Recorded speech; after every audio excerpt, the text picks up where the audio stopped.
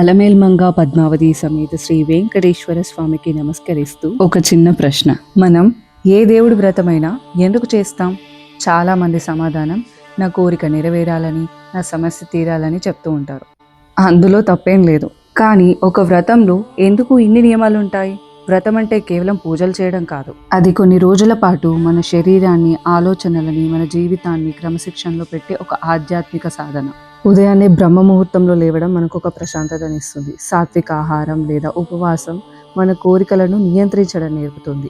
అతిథి సేవ పంచుకోవడం అనేది విలువలను గుర్తు చేస్తుంది. ఈ చిన్న చిన్న అలవాట్లన్నీ కలిసి మనలో సానుకూల ఆలోచనను, సహనాన్ని, ధైర్యాన్ని పెంచుతాయి.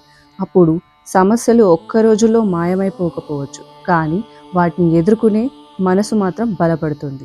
తద్వారా మీరు మీ జీవితంలో ఎదుర్కొంటున్న సమస్యలను చూసే మీ దృష్టి మారిపోతుంది. మిమ్మల్ని ఇబ్బంది పెట్టే నెగిటివ్ ఎనర్జీ, నెగిటివ్ మనుషులపై నుండి మీ కాన్సన్ట్రేషన్ శ్రీనివాసుడిపైకి డైవర్ట్ అయిపోతుంది.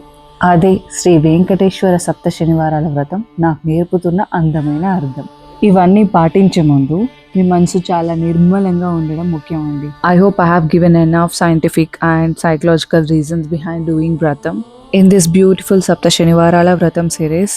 ఫర్దర్గా మనం వ్రతంలో ఏం చేయాలి, ఏ నియమాలు పాటించాలని పూర్తిగా తెలుసుకుందాం. గోవింద గోవింద, అందరికీ శుభం కలగాలి.